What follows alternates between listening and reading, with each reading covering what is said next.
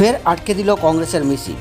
শুক্রবার দলের কেন্দ্রীয় কমিটির সিদ্ধান্ত মতে প্রতিবাদী বিক্ষোভ মিছিল বের করল শিলচর জেলা কংগ্রেস কমিটি। 147 জন সাংসদকে সংসদ থেকে বহিষ্কার করার প্রতিবাদে বিক্ষোভ মিছিলটি দলীয় কার্যালয় থেকে বের হয়ে শহরের বিভিন্ন পথ পরিক্রমা করে জেলা আয়ুক্ত কার্যালয়ের উদ্দেশ্যে রওনা দেয়। কিন্তু শিলচর সার্কিট হাউস রোডে আসতেই আচমকা পুলিশ ও সিআরপিএফ বাহিনী মিছিলে বাধা হয়ে দাঁড়ায়। শুরু হয় দুপক্ষের মধ্যে টানাহেঁচড়া ও ধাক্কাধাক্কি।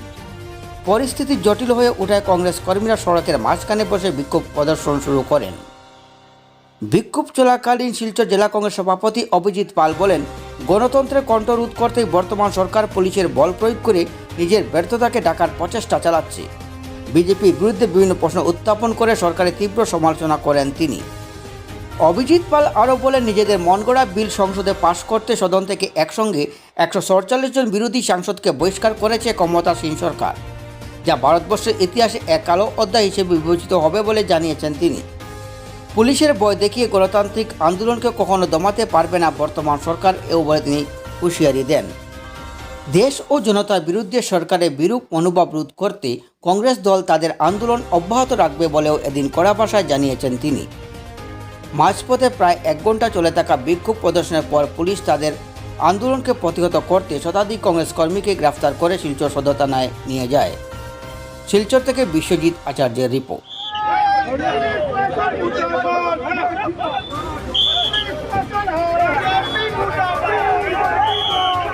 বিধানসভা থেকে 146 জন সাংসদকে বহিষ্কার করা হয়েছে।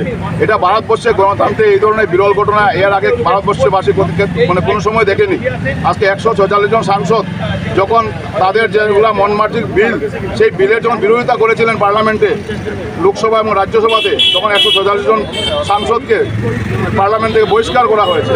সেই বহিষ্কারের প্রতিবাদে ভারতবর্ষ ব্যাপী নিখিল ভারত কংগ্রেস কমিটির নির্দেশে সমগ্র ভারতবর্ষে আজকে জেলা স্তরে জেলাধিপতি কার্যালয়ের সামনে ধর্ণা কার্যসূচি আয়োজন করা হয়েছিল। সেই হিসাবে শিলচর জেলা কংগ্রেস কমিটির উদ্যোগে আজকে আমরা যখন ধর্ণা নিয়ে গণতান্ত্রিক পদ্ধতি ধর্ণা নিয়ে বের হই, তখন পুলিশ আমাদের মাঝ রাস্তার মধ্যে আটকিয়ে দিয়েছে। আমরা এখানে ধর্ণায় বসেছি। পুলিশ আমাদেরকে বলতে হবে যে আমরা কি গণতান্ত্রিক পদ্ধতিতে আমরা কি কথা বলতে পারবো না।